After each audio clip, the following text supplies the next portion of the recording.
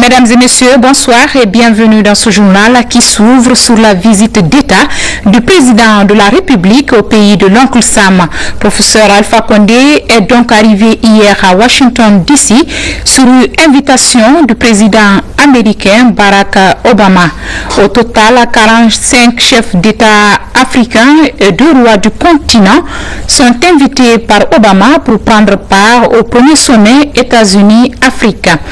Un sommet avec pour thème bonne gouvernance, sécurité et investir dans la jeunesse. L'objectif de cette rencontre dans la capitale fédérale américaine est de renforcer un partenariat solide entre les États-Unis d'Amérique et le continent africain. À son arrivée, le président Alpha Condé a été accueilli par la communauté guinéenne vivant à Washington, comme vous le voyez à l'image. Le Premier ministre a procédé hier à la pose de la première pierre des travaux de construction de l'école des douanes. Le site est situé dans la zone industrielle de Kennedy, dans Dubreka, avec un délai d'exécution des travaux de 16 mois.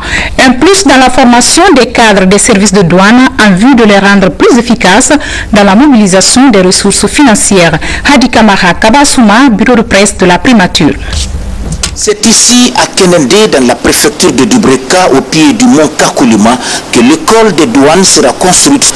L'infrastructure sera dotée d'équipements modernes capables de faciliter la formation des cadres des services de douane avec une capacité d'accueil de 500 stagiaires.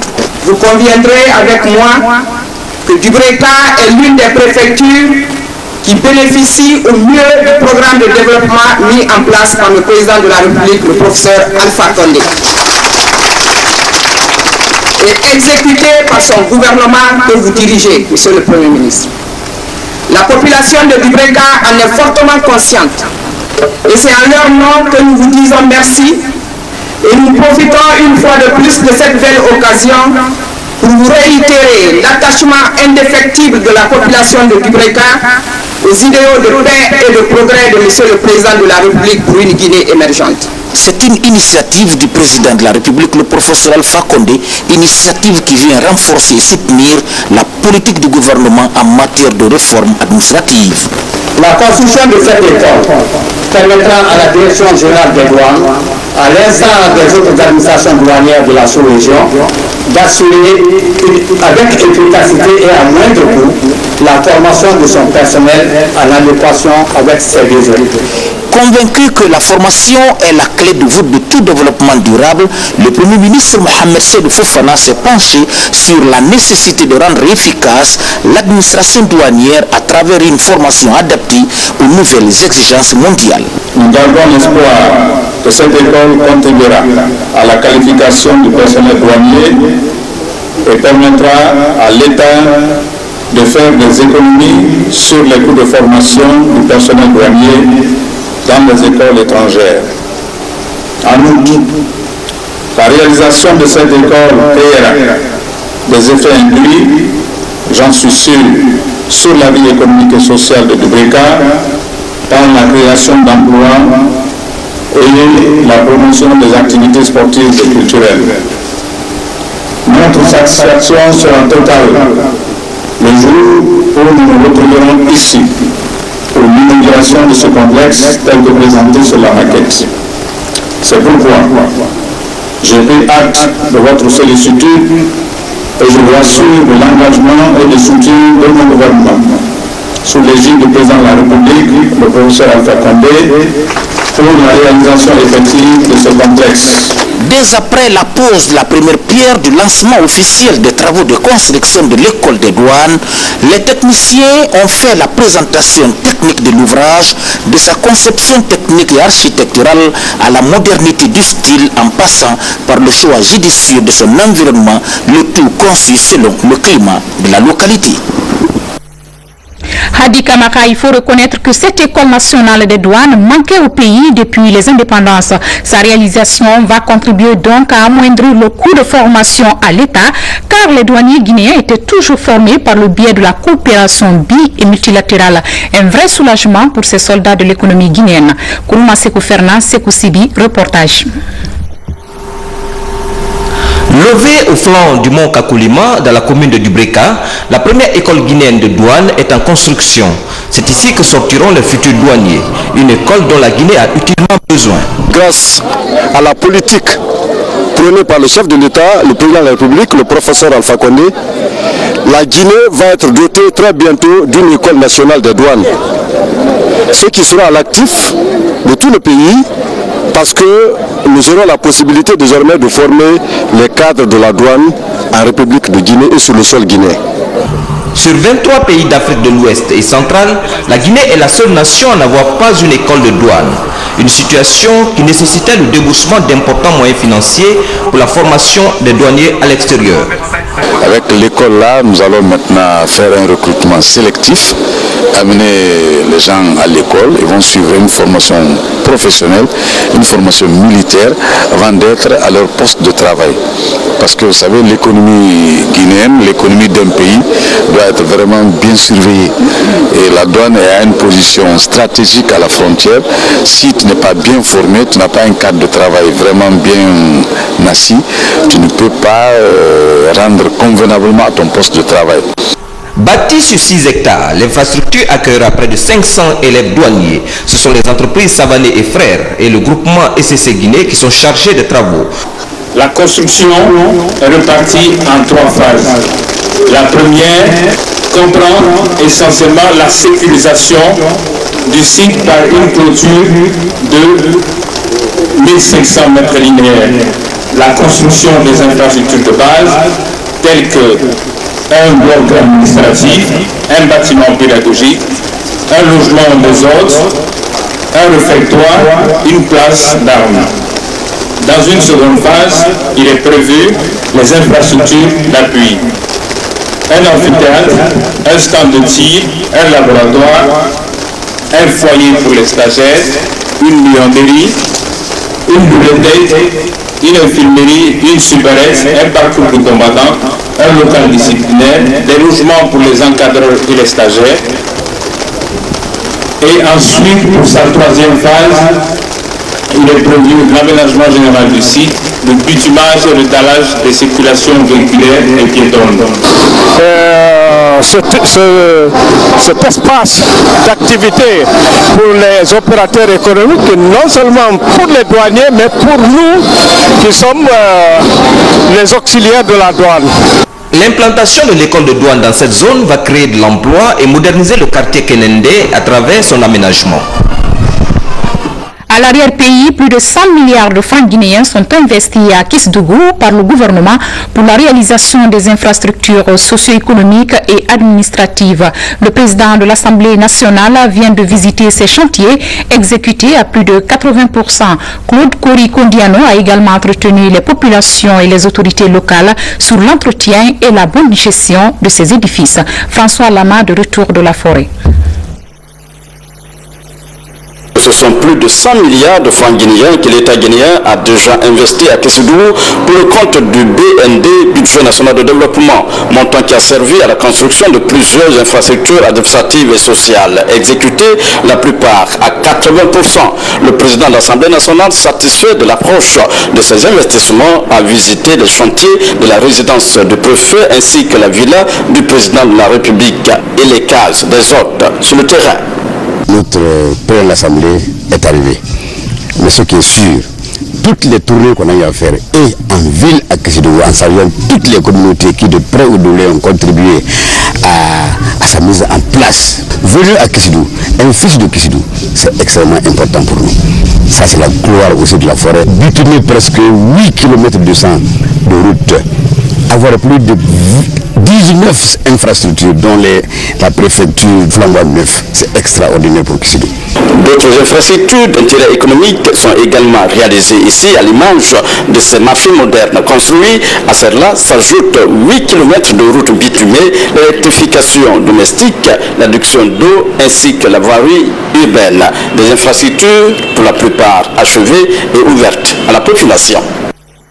À Tougué, au cours de la mission de suivi-évaluation de la campagne agricole, la ministre de l'Agriculture a pu s'enquérir de l'état d'avancement des travaux du second projet d'urgence d'appui à la productivité agricole. Un projet financé par la Banque mondiale et le gouvernement guinéen à hauteur de 23 millions de dollars. Des précisions en images, Fodé Camara. Dans la préfecture de Tougué, précisément à Léwendou, un secteur du district de Malipan, les travaux d'aménagement pour évacuer l'excès d'eau sont exécutés à 77%. Ici, pour aider les paysans à faire face à ce niveau d'eau très élevé, le second projet d'urgence d'appui à la productivité a apporté au groupement une variété flottante adaptée à cette écologie. Le mètre 6, M6 en abrégé, une semence de riz au rendement qui oscille entre 2,700 à 3 tonnes à l'hectare. On a cultivé le riz, mètre 6. Le gouvernement, on a demandé le gouvernement pour une variété M6. Ils ont envoyé jusqu'à Sénégal. C'est ça qu'on a donné, appelé les populations, ils ont venu cultiver ça. Et bien, c'est bien. En tout cas, ça commence bien à donner. Plus ce qui est la première là. Placé sous la tutelle de l'Agence nationale de la promotion rurale et du conseil agricole, le PUAPA 2 doit réhabiliter plus de 4000 hectares dans 17 préfectures, choisies sur la base du potentiel de l'irrigation pour la maîtrise de l'eau, afin de valoriser 3 spéculations, le maïs, le manioc et le riz. À ce niveau, dans quelques périmètres, de nouvelles variétés de riz plus productives sont introduites. Nous avons introduit les nouvelles variétés de CK21, 801, parce que les paysans utilisaient le manqué. Le manqué, c'est une vieille variété qui a déjà connu des effets de dégénérescence. Le rendement est pratiquement nul. Mais avec la CK21, la CK801, c'est des variétés de Kilisi et c'est des variétés qui sont très plastiques, qui s'adaptent mieux à cette condition-là. Donc nous avons introduit ces variétés et nous avons fait venir également la CK90 que nous sommes en train d'expérimenter cette année avant de passer à la diffusion l'année prochaine. Ici à Tougué, 665 hectares sont en cours de réalisation dans les communes rurales de Konan, Fatako et Siakoï, au niveau du domaine de Malipan, un domaine de 275 hectares. Vous voyez ce canal là, ce drain, il est de 2,5 km et ça permet à cette plaine de réguler, n'est-ce pas, les niveaux d'eau et qui permettent aux agriculteurs, enfin aux producteurs de travailler dans la plaine, évidemment encore une fois avec des riz qu'on appelle aussi mètres. C'est du riz flottant qui va monter avec la nappe d'eau, mais c'est une plaine qui semble être extrêmement propice à la fois à la riziculture et s'il y avait une meilleure maîtrise de l'eau au maraîchage. En plus de la réhabilitation des ouvrages régulateurs et de retenue et la mise en forme des canaux principaux, des aires de battage et de séchage, mais aussi des magasins de stockage sont réalisés dans les 3 communes rurales couvertes par le second projet d'urgence d'appui à la productivité. Décoration dans ce journal, le président de la République vient d'élever au grade de chevalier de l'Ordre national de mérite le directeur sortant de l'ONG Plan Guinée. C'est en guise de reconnaissance pour ses efforts fournis dans le processus de décentralisation durant les 7 ans passés à la tête de l'ONG. Mohamed Lamine Camara, compte rendu. Plan Guinée a toujours œuvré dans l'amélioration des conditions de vie des collectivités locales du pays. Les régions forestières et maritimes constituent pour le moment les zones d'intervention de cette ONG internationale. 7 ans après de loyaux services rendus aux enfants et aux communautés rurales à la tête de Plan Guinée, El Hadj Ibrahima Touré passe le témoin à un nouveau directeur pays. Ce compatriote est élevé au grade de chevalier de l'Ordre national de mérite par le président de la République. Cela me donne un sentiment d'honneur et de reconnaissance. Je suis vraiment reconnaissant à Monsieur le Président de la République et à travers lui remercier toutes les communautés qui m'ont adopté pendant les 7 années que j'ai passé à la tête de l'organisation et qui ont permis que nous fassions ce que nous avons pu faire et qui fait l'objet de cette reconnaissance aujourd'hui. Les autorités locales bénéficiaires des réalisations de Plan Guinée apprécient le geste du chef de l'État. Elles ont offert des cadeaux à cet homme qui fait valoir ses droits à la retraite. Nous sommes très satisfaits et nous serons transmettre à nos populations ce que le gouvernement vient de faire, pas à la personne de M. Touré qui a bénéficié de la médaille, mais à la personne des collectivités que nous constituons, que nous représentons. Et à travers nous, nous dirons à nos enfants. La contribution de l'ONG Plan Guinée au processus de décentralisation est immense. Le département des tutelles s'en réjouit à plus d'un titre. Plan Guinée a cette particularité, son travail est surtout destiné à l'amélioration des conditions de vie des enfants de Guinée. Donc aujourd'hui, on était là pour remercier le directeur sortant, qui est de nationalité guinéenne d'ailleurs, il faut le signaler, et en même temps demander à l'ONG internationale de continuer son travail en Guinée. À coup sûr, Elhadj Ibrahima Touré gardera cette cérémonie de décoration en mémoire. Un travail bien fait, toujours récompensé. Vous le savez, notre compatriote, fondateur de la troupe Koteba, Souleymane Koli, a tiré sa révérence le vendredi dernier. Suite donc à ce décès, une délégation gouvernementale s'est rendue ce matin à la maison mortuaire pour les condoléances d'usage. Le Premier ministre Mohamed Saïd Fofana a mis l'occasion à profit pour rappeler les efforts consentis par le défunt dans la promotion de la culture guinéenne. Hadi Kamara. C'est le vendredi que cet homme de culture, Souleymane Koli Kourouma, a rendu l'âme ici à Conakry. Suite donc à ce décès, le Premier ministre chef du gouvernement s'est rendu ce matin à la maison mortuaire à Longo, dans la commune de Ratouma, pour présenter les condoléances du chef de l'État et du peuple de Guinée à la famille éplorée. C'est les serviteurs de la Guinée, serviteurs de l'Afrique. Et je crois qu'ils ont laissé des grandes bibliothèques que nous allons continuer à feuilleter pour les actions aussi plus modernes. Il disait hier à la télé, on doit s'unir, agissons ensemble désormais, quelle que soit l'origine, quelle que soit la troupe, pour que la Guinée redore son blason. Et c'est la leçon là qu'il a laissée. Et nous pensons qu'il n'est pas parti en homme, un être vivant. Il est en nous, en cœur, en esprit matériel, et propulsant ainsi la nouvelle génération sur une nouvelle route, la route de la valorisation de notre culture et de notre civilisation. C'est en cela que M. le Premier m'a chargé, M. le ministre m'a chargé pour traduire au département, traduire à la famille, traduire à tout le monde ici réuni, pour dire que cette mort, c'est la mort de la Guinée, pour la Guinée, de la Guinée, la mort de la famille. Au jour du décès, son Excellence, M. le Premier ministre, n'a pas manqué d'instruire son Excellence, M. le ministre de l'Enseignement supérieur, de venir rendre visite à la famille.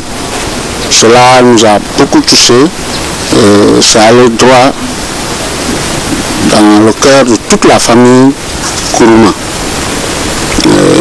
Encore, on vient de nous annoncer qu'une délégation encore importante du gouvernement viendra nous rendre visite demain. Et je vais encore également signaler que son Excellence, Monsieur le Président de la République, a bien voulu envoyer hier une délégation de son cabinet pour venir rendre visite à la famille. Alors pour toutes ces raisons, la famille ne peut que vous remercier. Le seul mot que nous avons, c'est de vous remercier, de remercier tout le gouvernement pour la compassion, pour vraiment toute l'importance, tout le soutien moral qu'il a bien voulu honorer pour la famille Kourouma.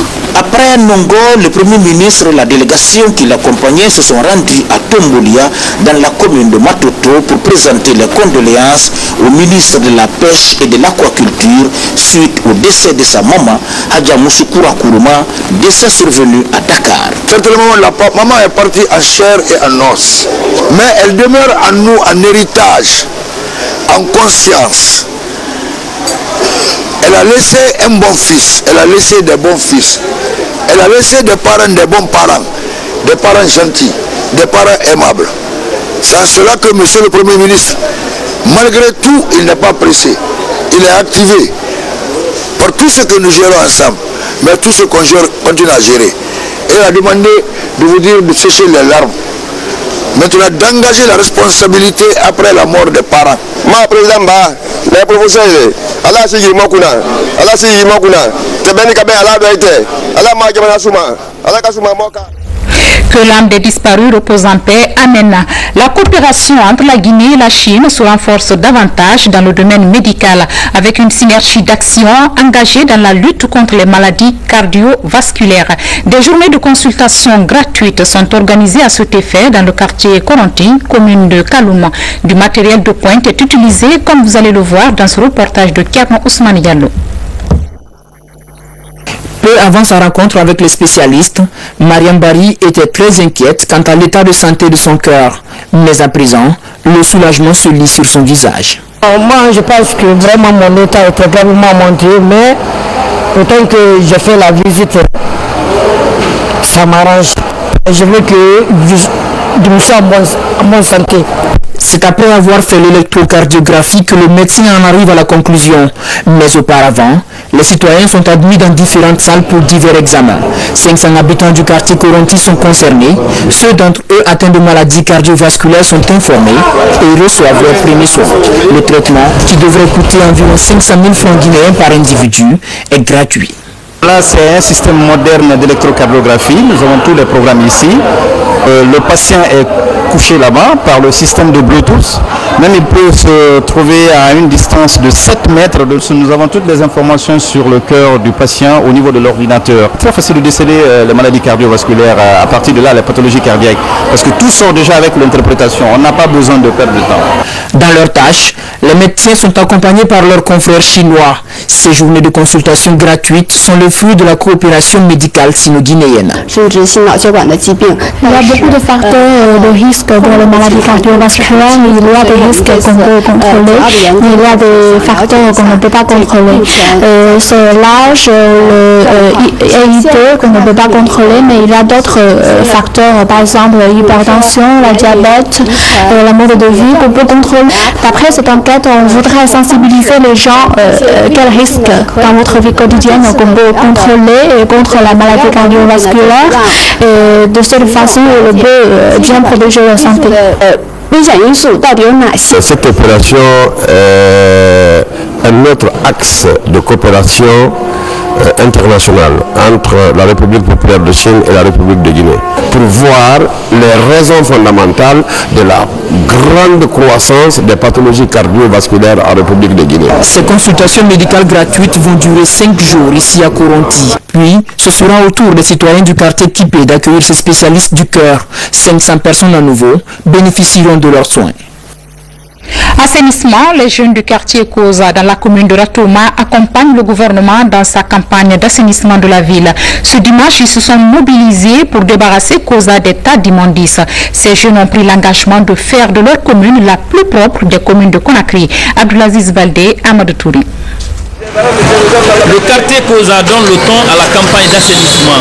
Ces opérations sont initiées par le gouverneur de la ville de Conakry avec l'appui du ministère de l'administration du territoire et de la décentralisation. Ici au rond-point de Koza, le chef de quartier de Bantouka 1, en collaboration avec la jeunesse de la localité, est à pied d'œuvre pour en finir avec l'insalubrité. Nous, les jeunes, accompagnés du maire de Ratoma et le gouverneur de la ville pour rendre au quartier propre. On demande les autres, ils font comme nous. Nous sommes disponibles à aider le gouvernement. Mon groupe et moi, nous venons chaque semaine pour rendre le rond-point propre. Au total, 9 camions vidangeurs sont repartis dans les différents quartiers de la commune de Ratoma. Après Koza, direction Kipé centre émetteur. Partout, l'ambiance est grande. Les responsables locaux et les usagers apprécient l'initiative. On a vu entouré avec les jeunes qui sont là. On les a confiés le Cohen parce qu'ils passent la nuit ici. Tous les gens viennent aujourd'hui à partir de 0h, à partir de 1h du matin. Quand tout le monde dort, c'est à ce moment qu'on verse aujourd'hui d'ici. Mais maintenant, n'importe quelle heure qu'ils viennent, ils trouveront quelqu'un qui veille sur ça. On le prend, on le dépose sur le chef de quartier, on a une amende à infliger l'intérêt pour tous les enfants qui gardent ici. S'ils ne payent pas, on le dépose à la police. Je suis très content d'avoir à mes côtés les jeunes de Koza qui sont venus massivement pour m'aider. Et ils ont dit un langage qui m'a beaucoup intéressé, que l'affaire de l'assainissement n'est pas une affaire politique. Ils ont dit ça. Le représentant des jeunes de Koza m'a dit ça. Monsieur le maire, tu es venu travailler, nous travaillons avec toi. Et ils sont là aujourd'hui en train de travailler avec moi. En attendant l'implication de toute la jeunesse de Ratouma, celle de Koza et d'Équipé se disent déjà prêtes à accompagner les efforts du gouvernement dans la campagne d'assainissement. Ce pour éviter tout risque de maladie liée à l'insalubrité.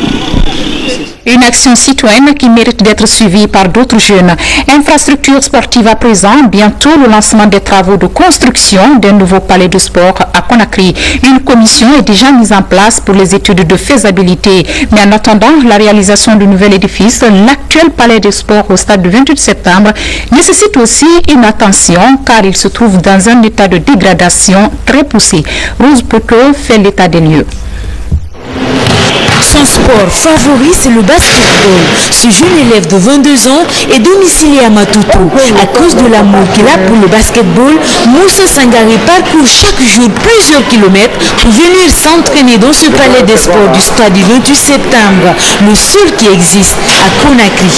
Les matins, je m'entraîne seul et les soirs, je rejoins l'équipe. Nous entrons dans des conditions dures dans ce palais des sports parce que c'est le seul palais qu'on a. C'est là où on joue le championnat. Donc, pour que tu fasses mieux, il te faut t'entraîner ici. Donc, on la demande vraiment de nous aider à avoir un palais de sport digne de nom. Ce palais, que les autres qualifient de hangar, le voici. Inauguré en 1964, l'infrastructure n'a connu aucune rénovation jusqu'à nos jours, seulement quelques retouches en 2000. Aujourd'hui, il se trouve dans un état de dégradation très poussé, d'où cette réunion urgente entre la ministre des Sports et son cabinet. Objectif, mettre en place une commission mixte devant réfléchir sur le projet de construction d'un palais de sport et de spectacles culturels. Nous avons un projet d'un palais de sport de 5000 places que nous avons présenté au gouvernement, expliquer pourquoi nous le voulons. Vous savez que nous manquons de palais de sport qui peut abriter presque 90% des disciplines sportives pratiquées en Guinée, mais qui peut aussi servir de lieu de spectacle pour les artistes. L'annonce du projet réjouit les pratiquants du sport. Cependant, certains soutiennent que l'ancien palais doit avant tout être mieux conservé. Moi, je pense que d'abord, il fallait réhabiliter d'abord ce qui existe. Il fallait penser d'abord comment arrêter l'eau, comment les enfants peuvent s'entraîner dans la propriété. À Caen, donc la pose de la première pierre, les yeux des sportifs sont donc rivés vers la dite commission. Mesdames et messieurs, ainsi va l'actualité nationale en ce dimanche 3 août. Grand merci à vous pour votre aimable attention et bon début de semaine à tous.